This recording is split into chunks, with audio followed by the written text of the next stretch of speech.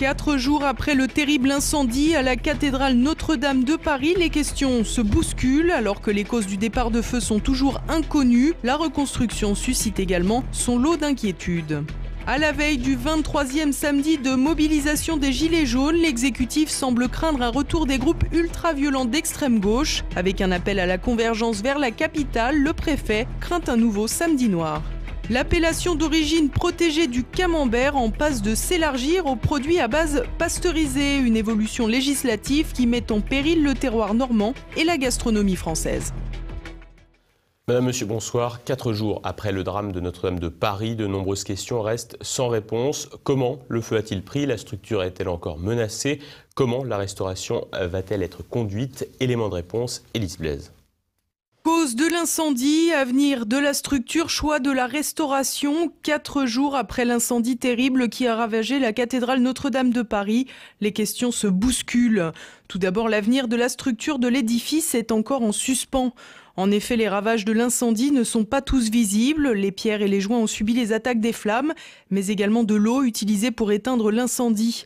L'écroulement de la charpente engendre aussi un déséquilibre sur plusieurs parties de la bâtisse. Le pignon du transept nord nécessite notamment des renforts.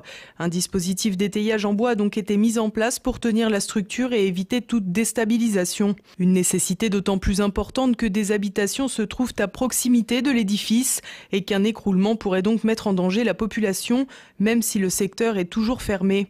À l'avant de la cathédrale, juste derrière la rosace, les beffrois font aussi l'objet d'une surveillance toute particulière. La chaleur due à l'incendie laisse craindre un éclatement des pierres qui sont devenues très friables. Les chimères sont progressivement enlevées pour ne pas prendre de risques. Du côté du pignon occidental, la statue de l'Ange fait aussi peser une lourde charge qui n'est donc plus compensée par la charpente.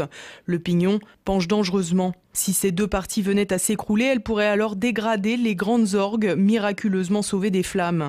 Ultime crainte, le trou béant au cœur de la cathédrale où la flèche s'est effondrée. Les arcades ont été fragilisées. Et au-delà des incertitudes qui planent encore sur le devenir de la structure même de la cathédrale, les interrogations demeurent toujours sur les causes de l'incendie. Le départ de feu est pour l'heure toujours inexpliqué. Alors même que le contexte est très tendu puisque l'on assiste à de nombreuses profanations d'églises et que l'église Saint-Sulpice avait subi une tentative d'incendie volontaire 1 mois avant la catastrophe de Notre-Dame, les Français sont nombreux à s'interroger sur le feu de la cathédrale. Les réseaux sociaux, toujours là pour donner des réponses avant les autres, ont donné lieu à de nombreuses rumeurs.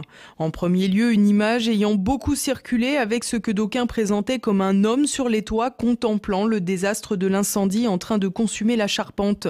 C'est en réalité l'angle de la photographie qui donnait cette impression puisque le prétendu individu n'était en fait qu'une statue au sommet du pignon de la façade nord. D'autres vidéos faisaient état d'un homme qui se déplaçait autour de la cathédrale. Il s'agissait en réalité d'un pompier, alors même que d'autres soldats du feu s'affairaient avec des lances à incendie de part et d'autre de l'édifice. Malgré ces fausses rumeurs, la lumière sur les causes réelles du départ de feu sont toujours inconnues et l'enquête est toujours en cours. Les ouvriers du chantier ont été vraisemblablement entendus, mais aucun élément n'a permis de comprendre les circonstances du drame à l'heure où nous parlons.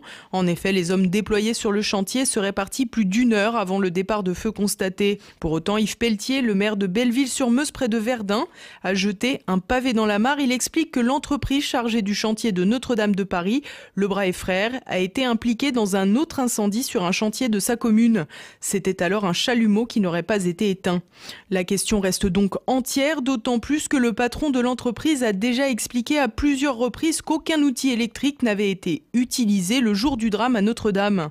L'intensité du feu et la rapidité de sa propagation sur la cathédrale a également surpris jusqu'aux pompiers eux-mêmes. Voilà, je ne savais pas du tout à quoi m'attendre parce que d'en bas on voyait pas forcément, on savait que la toiture brûlait mais on ne savait pas vraiment à quelle intensité. C'est vraiment arrivé en haut qu'on se rend compte, c'est vraiment dramatique. Il faisait très très chaud et on devait reculer, ça se propageait vraiment très rapidement. Au départ, un petit peu incrédule, forcément, parce qu'on ne peut pas s'imaginer qu'une cathédrale peut brûler, forcément. Et après, on revient dans un système professionnel, on donne ses missions, ses ordres, on demande des moyens de renfort. Et après, on fait tout notre possible au maximum pour arriver à limiter la propagation, tout en agissant en sécurité, car comme vous avez pu le voir, les premiers intervenants donc, étaient par les communications existantes, c'est-à-dire au niveau des étages, dernier étage, sur une petite corniche, c'est pas forcément évident. Pour ce qui est des 2 tours et du beffroi, il est clair que si on n'a pas mis tout de suite des moyens lourds en place, Silence canon, silence par les communications existantes, les tours sont répartis, c'est une certitude. Donc voilà. Face à la violence du feu et de la catastrophe, Emmanuel Macron a voulu réagir fortement. C'est dans ce cadre qu'il a annoncé une reconstruction sur 5 ans de la cathédrale Notre-Dame, un délai qui laisse beaucoup de spécialistes incrédules. Personnellement, je tablerais plutôt sur des décennies que sur quelques années en termes de travaux. Avec une première phase de diagnostic qui va être extrêmement importante. Donc déterminer qu'est-ce qui a été détruit, qu'est-ce qu'on peut conserver. Une phase de maîtrise d'œuvre pour faire des choix de restauration avant même de pouvoir engager les travaux de reconstruction. Entre 10 et 15 ans me paraît raisonnable. Compte tenu qu'avant de commencer à restaurer, il va falloir déjà mettre en sécurité le site. Et là, ça va nous demander énormément de travail, puisque au-delà de l'étaiement de la confortation, il va falloir monter un échafaudage avec un parapluie pour pouvoir couvrir la totalité de la couverture qui a disparu, pour assurer une protection contre les intempéries. Lors de l'incendie, l'effondrement de la flèche a été particulièrement choquant. Le Premier ministre Édouard Philippe a déjà annoncé qu'un concours d'architectes serait lancé pour porter un projet de reconstruction, une annonce qui a suscité des craintes. Le concours international permettra de trancher la question, de savoir s'il faut reconstruire une flèche, s'il faut reconstruire la flèche qui avait été pensée et construite par Viollet-le-Duc dans les mêmes conditions, à l'identique, ou s'il faut, comme c'est souvent le cadre et le cas dans l'évolution du patrimoine et l'évolution des cathédrales, doter la cathédrale Notre-Dame de Paris d'une nouvelle flèche. Une nouvelle flèche du XXIe siècle, adaptée aux enjeux et aux techniques de notre époque. Beaucoup craignent donc un anachronisme qui défigurerait la cathédrale gothique. Pour autant, les dons pour aider la restauration affluent et ont déjà atteint la somme record d'1 milliard d'euros. Alors heureusement ou malheureusement, même si les débats autour de la reconstruction de la cathédrale sont déjà lancés, il reste à sécuriser les lieux, à croire que le temps de la résurrection de Notre-Dame de Paris n'a pas encore sonné. Un samedi jaune et noir, c'est ce qu'avaient promis les Black Blocs pour le 20 avril. À la veille de l'acte 23 des Gilets jaunes, le préfet de Paris se tient sur ses gardes pour faire face à d'éventuels débordements. De 1500 à 2000 Black Blocs dans la capitale, c'est la menace relevée dans une note du préfet de police de Paris. Samedi, 10 à 15 000 manifestants sont attendus dans les rues de la capitale pour une mobilisation baptisée Ultimatum 2, en référence à Ultimatum 1, la manifestation du 16 mars qui avait été marquée par des violences et l'incendie du Fouquet's sur les Champs-Élysées. Pour l'occasion, les principales têtes d'affiche des Gilets jaunes, parmi lesquelles Éric Drouet, Maxime Nicole ou encore Jérôme Rodriguez, ont appelé à une convergence vers Paris. La stratégie des militants d'extrême gauche dits Black Bloc est toujours la même, intégrer les cortèges, les faire dégénérer et profiter du nombre pour perpétrer des exactions contre le mobilier urbain, les forces de police ou encore contre des personnes considérées comme des ennemis politiques. C'est officiellement à partir de la forte activité sur les réseaux sociaux que la préfecture a tiré ses conclusions et mis en alerte son dispositif. On peut aussi imaginer que le système d'écoute a également permis d'établir l'importance du danger. Les manifestations seront naturellement interdites à proximité de Notre-Dame, mais il n'est pas à exclure que les militants d'extrême gauche s'en prennent à des édifices religieux. La mouvance libertaire et anarchiste de gauche s'étant félicitée de l'incendie de lundi. Le parcours, déposé en préfecture, est censé partir de la Porte Maillot, dans le 17e arrondissement de la capitale, pour rejoindre la Cité de la Musique dans le 19e. La dernière manifestation ultra-violente du 16 mars avait provoqué le limogeage du préfet de police Michel Delpuech 4 jours plus tard, ce dernier ayant servi de victime expiatoire pour un exécutif débordé. On imagine mal Christophe Castaner indiquer la sortie à son successeur et la responsabilité d'hypothétiques violences reviendra, en tout cas politiquement, directement sur la personne du ministre de l'Intérieur.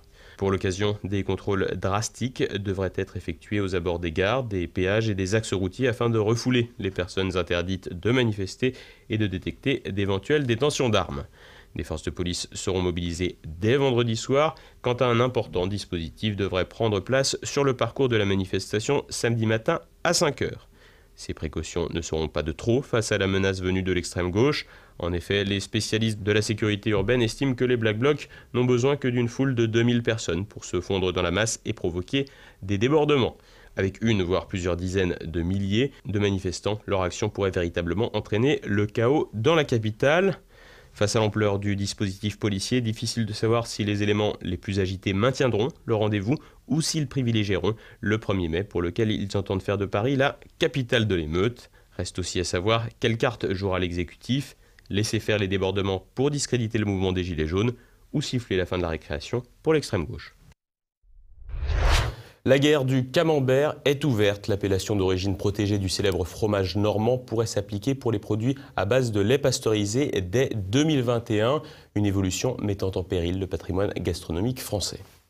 Souvent copié et jamais égalé, le camembert est aujourd'hui en danger. Le fromage à pâte molle le plus consommé du pays devrait voir son appellation s'élargir au camembert au lait pasteurisé, et ce, dès 2021, en vertu de négociations menées entre l'INAO, un établissement public à caractère administratif, et des professionnels du secteur. En contrepartie, les industriels, à la manœuvre, devront inclure 30% de lait de vache normande dans la composition du précieux laitage.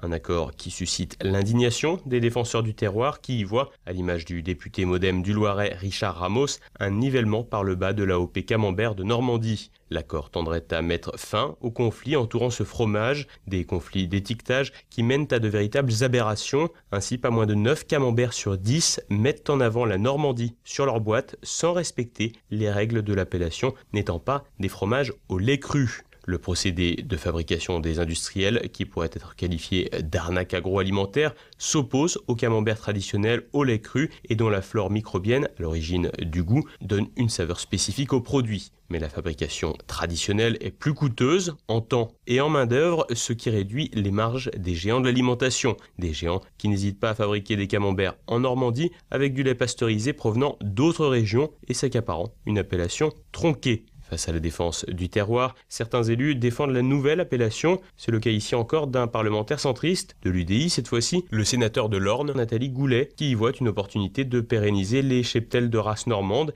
et de permettre de maintenir les exportations vers de nombreux partenaires de la France qui n'admettent pas le lait cru, comme les États-Unis. On le voit bien, dans le cas du camembert, les oppositions entre élus ne reflètent plus seulement leur place sur l'échiquier politique, mais bien souvent leur proximité avec telle ou telle filière et les intérêts économiques de leur territoire. Avant que cette extension de l'appellation camembert soit entérinée, il reste cependant du chemin, avec notamment une enquête d'utilité publique au deuxième semestre de l'année en cours pour déterminer les zonages géographiques. Une autre enquête portant sur le cahier des charges devrait voir le jour en 2020. Les défenseurs du camembert authentique devront donc doubler d'efforts pour préserver le peu de protection dont bénéficient leurs produits, mais ces derniers pèsent bien peu face aux géants de l'alimentaire.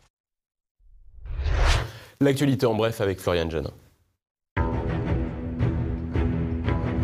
30 ans pour Abdelkader Mera, le frère du terroriste de Toulouse, acquitté du chef d'accusation de complicité et d'assassinat en première instance, a cette fois été reconnu coupable et condamné à 30 années de réclusion. Il aurait été reconnu complice dans les assassinats de 3 militaires et des victimes de l'attaque de l'école juive en 2012. L'avocat d'Abdelkader Mera, maître Éric Dupond-Moretti, estime que le doute devrait profiter à son client qui est accusé d'avoir participé au vol du scooter dont Mohamed Mera s'est servi pour commettre ses crimes, co-accusé au procès. Feta Malki, qui a fourni une arme et un gilet pare-balles au terroriste, a écopé de 10 ans de prison, soit 4 de moins qu'en première instance. Éric Dupond-Moretti a d'ores et déjà annoncé qu'il formerait un pouvoir en cassation. Se dirige-t-on vers le retour du conflit armé en Irlande du Nord ? Dans la nuit de jeudi à vendredi, une journaliste a été tuée au cours d'une fusillade à Londonderry, également appelée Derry par les catholiques. La police traite ce fait divers comme un incident terroriste et explore la piste d'une opposition entre des dissidents républicains, loyalistes britanniques et des membres de la nouvelle IRA, côté nationaliste de la République d'Irlande. Les mouvements institutionnels nationalistes, loyalistes et républicains, le DUP et le Sinn Féin, ont tous deux condamné cet incident. Cet acte de violence intervient avant le week-end de Pâques, date anniversaire du soulèvement de 1916 à Dublin, qui avait abouti à la proclamation de la République d'Irlande le lundi de Pâques. En janvier déjà, une voiture piégée avait explosé à Derry, suivie d'une revendication d'un groupe se présentant comme l'IRA. Bienvenue chez les fraudeurs fiscaux. L'humoriste comédien Danny Boone porte plainte contre Mediapart pour vol, atteinte au secret des correspondances, violation du secret professionnel et recel.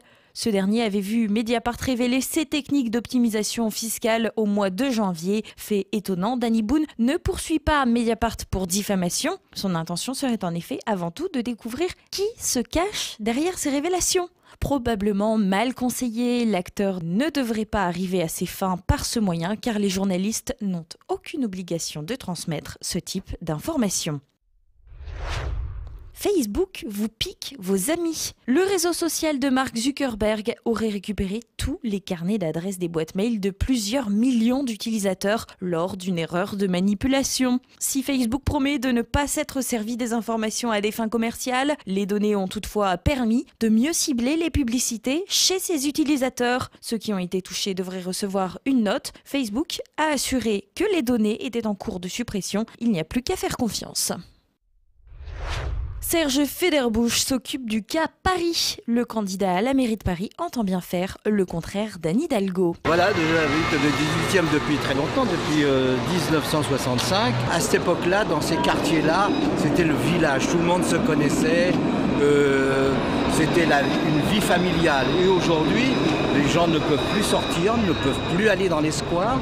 Vu l'intensité de personnes indésirables qui viennent dans les squares mendier ou importuner les personnes âgées.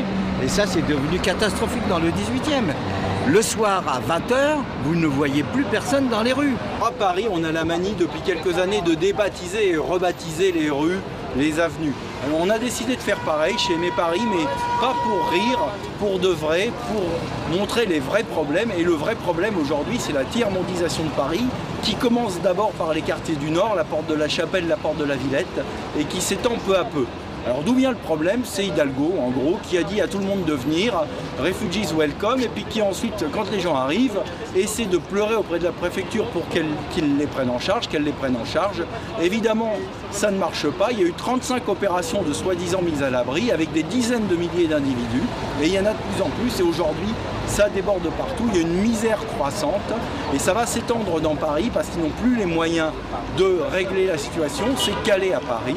Et donc, pour montrer effectivement qu'il y a un vrai problème, eh bien on débaptise la rue de la Chapelle par la porte de la tiers-mondisation, parce que c'est la tiers-mondisation qui nous menace et qui gagne Paris. La vérité désormais est sur les plaques des murs, et les murs de Paris crient la vérité sur ce qui s'y passe. Et voilà, c'est bientôt la fin de cette édition. Comme chaque vendredi, vous pouvez vous procurer le quotidien présent de fin de semaine. À la une, le Christ est ressuscité. Et ce soir, retrouvez Bistro Liberté. Et Durand avait une conception de la maçonnerie. Je ne sais pas, et je n'ai pas à dire s'il était ou pas franc-maçon, mais il a écrit sur Joseph de Maistre, il a écrit sur Tolstoï, La guerre et la paix. Et il a montré qu'il pouvait y avoir, à côté de l'aspect un peu ringard de ce que l'on appelle actuellement la franc-maçonnerie, celle du Grand Orient de France, qui en effet est rationaliste, qui en effet est progressiste, qui en effet, etc., est individualiste, existait une autre maçonnerie qui était celle du XVIIIe siècle, qui avait, où il disait les princes sous l'acacia, où les évêques et les prêtres se retrouvaient pour des recherches de type spirituel. Alors voilà en quel sens il ne me paraît pas contradictoire de s'intéresser à la maçonnerie, puisque vous avez fait référence à un livre que j'ai écrit, qui s'appelle Le Trésor caché, lettre ouverte aux francs-maçons. Également au programme de votre fin de semaine, le samedi politique. Au programme, débat autour de la souveraineté.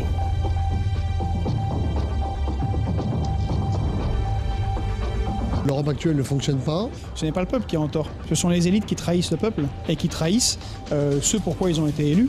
Moi je pense que les souverainistes sont faibles quand ils regardent les sondages le matin et qu'ils disent « Ah bah, c'est une institution qui, loin d'apporter la paix, est éminemment dangereuse ».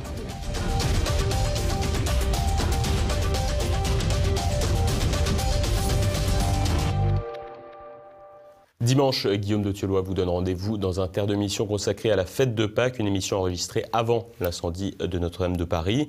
Et tout de suite, la France de Campagnol de Christian Combaz et Mes libertés politiques avec François Billot de Lochner.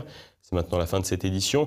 Merci de votre fidélité. Bonne fin de semaine à tous. Lundi soir, pas de journal. On se retrouve donc mardi. En attendant, nous vous souhaitons de bonnes fêtes de Pâques. À mardi. Bonsoir.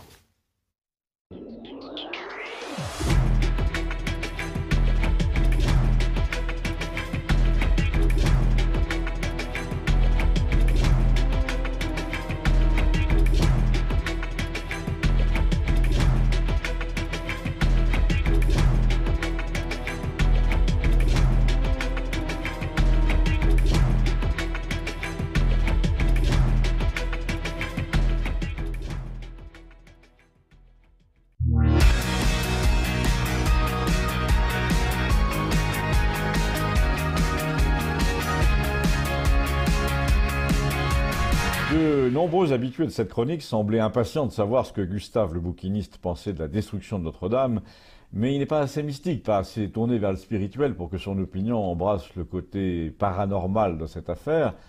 Et par hasard, je suis tombé sur Léon, ce qui n'est peut-être pas un hasard du coup. Vous savez, Léon, c'était le type tout maigre qui imposait les mains, qui arrête le feu, qui voit les morts, qui vit dans une petite maison à l'entrée du village avec un petit chien nommé Jackie, mais qui n'est pas souvent chez lui, et pour cause, il intervient beaucoup, comme on dit, alors au nord du département. Eh ben, ce Léon m'avait parlé de Notre-Dame avant l'heure, il y a 2 mois, lorsque la télévision avait montré l'enlèvement par hélicoptère des saints de bronze qui entouraient la base de la fameuse flèche. Il m'avait dit, mais c'était le lendemain, c'est marrant, j'ai rêvé il y a quelques jours que les saints descendaient du toit comme on descend un escalier, et là je vois qu'on les emporte dans les airs. Mais c'est curieux, dans mon rêve, ils empruntaient un escalier de secours. Tu sais, avec ce geste-là qui consiste à retenir les pentes de ta robe, ils se sauvaient comme avant une catastrophe. C'était vraiment frappant comme vision. Bon, alors évidemment, vu ce qui s'est passé, j'ai guetté la réapparition de Léon dans notre petite vie sociale, et justement, donc, je le croise l'autre jour avec son petit chien sur les talons, et il me dit, tu vois, j'avais raison, je sais maintenant pourquoi les saints ont emprunté l'escalier de secours. Et c'est là qu'il m'a scotché, comme aurait dit mon petit-neveu. Il a ajouté... Et c'est loin d'être fini cette histoire, tu vas voir. Alors moi j'adore quand ce genre de personnes qui semblent avoir un téléphone direct avec l'au-delà vous laissent entendre qu'ils savent tout ce qui va se passer.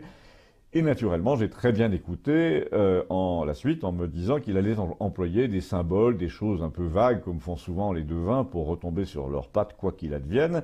Mais là il a été quand même très précis. Il a dit que ça faisait 1 an ou 2 qu'on voyait rôder des gens bizarres autour de Notre-Dame. On en avait arrêté 1 ou 2 d'ailleurs, mais il a clairement affirmé qu'on avait repéré plusieurs autres personnages suspects sur les toits à plusieurs reprises et que la police n'en avait rien dit. Alors je lui ai dit, mais comment tu le sais? Tu l'as lu, tu l'as rêvé? Alors j'ai dû rêver que je l'avais lu, m'a-t-il dit, je sais pas. Et d'ailleurs, tu peux être sûr qu'on va en parler de tout ça énormément, des 2 années qui ont précédé. Moi, je vois au moins 5 ou 6 incidents comme ça qui auraient dû inquiéter tout le monde pendant les 2 années précédentes, mais dont personne n'a voulu parler. Alors je lui demande, mais pourquoi faire? Pour ne pas inquiéter l'opinion? Et là, il me répond, oui, évidemment, on peut dire ça comme ça, mais en fait, c'était pour que les choses s'accomplissent. Alors là, j'ai bien senti qu'on était au bord de ce pays un peu bizarre, dont il semble un habitant naturel, et où les événements sont à la fois imprévus et écrits de toute éternité. Alors je lui dis, ça veut dire quoi, s'accomplir? C'est que c'était prévu comme ça. Mais par qui? Par tout le monde, je veux dire par tous les protagonistes, par ceux qui avaient intérêt à ce que ça se fasse, et par Dieu, parce que c'est lui qui écrit tous les rôles à la fois, et là il a écrit le rôle des bons et celui des méchants en même temps, comme il a écrit le rôle de Judas dans l'Évangile, Judas sans qui, je te le rappelle, il n'y aurait jamais eu de crucifixion et jamais de résurrection. Alors j'ai oublié de dire que Léon, malgré son côté médium, devin, etc., est très chrétien, mais dans un genre, les mystères du Vatican, les prophéties de Saint Malachie, etc. D'ailleurs, l'un de ses meilleurs amis est un moine guérisseur au nord du département, un type qui a été viré de son monastère parce que les patients venaient s'y faire soigner et que l'évêque n'était pas tellement d'accord. Donc il me dit, en somme, tout ça c'était prévu pour que le destin de la France s'accomplisse devant les nations, et les gens qui ont laissé faire tout ça ne se sont pas rendus compte qu'ils étaient manipulés eux-mêmes par Dieu, et ils seront punis par Dieu quand la France aura eu raison de ses ennemis, et quand on saura enfin tout. Et ce jour-là, le peuple sera furieux. Bon, alors là, il était temps que Gustave arrive pour restaurer un peu de raison cartésienne dans tout ça, et justement, il est arrivé, mais bizarrement, il était du même avis que le sien. Il a répondu d'une phrase aux thèses selon lesquelles l'incendie allait détourner l'attention générale des Gilets jaunes, et il a dit, mais les gens ne sont pas si stupides, ils ont déjà compris. Regarde par exemple, toute la presse dit on ne peut pas tirer de conclusion, il est trop tôt, et dans la même phrase, ils te disent que les premières conclusions penchent vers l'accident. Alors on peut en tirer ou on ne peut pas en tirer des conclusions? Et quand tu lis Le Parisien, me dit-il, propriété de celui qui vient de donner 200 millions pour la reconstruction, le journal te dit « Court-circuit, soudure, cigarette, l'enquête n'a pas encore pu déterminer ce qui s'est passé ». Mais tu as envie de leur dire « Vous êtes sûr que vous n'avez pas oublié un truc là ?» Mais non, visiblement ils n'ont pas oublié, de t'en fumer en tout cas. La question, nous dit Gustave, c'est pourquoi ça se voit autant? Quel est l'intérêt? Parce qu'ils n'ont pas tué les Gilets jaunes, au contraire, ça va reprendre de plus belle. Et là, j'ai désigné Léon du doigt avant de les quitter tous les deux en lui disant « Bon, lui va t'expliquer, moi j'ai pas le temps ». Mais comme disait Léon, cette histoire est loin d'être terminée. Du coup, abonnez-vous, vous connaîtrez la suite. À bientôt.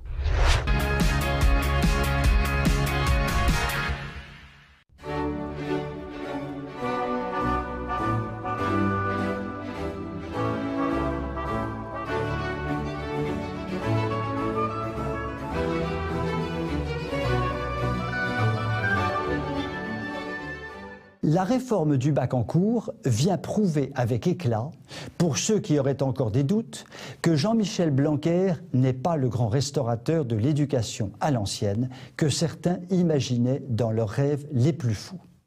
L'objectif de la réforme était apparemment louable, alléchant même. Remettre à l'honneur les humanités sacrifiées, rétablir une optique de culture générale à l'heure où dominent dans l'esprit des adolescents des savoirs toujours plus morcelés. Las, on cherche encore. Les élèves auront désormais à choisir parmi 12 disciplines spécialisées, 3 disciplines en première et 2 en terminale, soi-disant pour s'adapter au profil et au goût de chaque élève. Système à la carte donc, et qui est lourd de conséquences.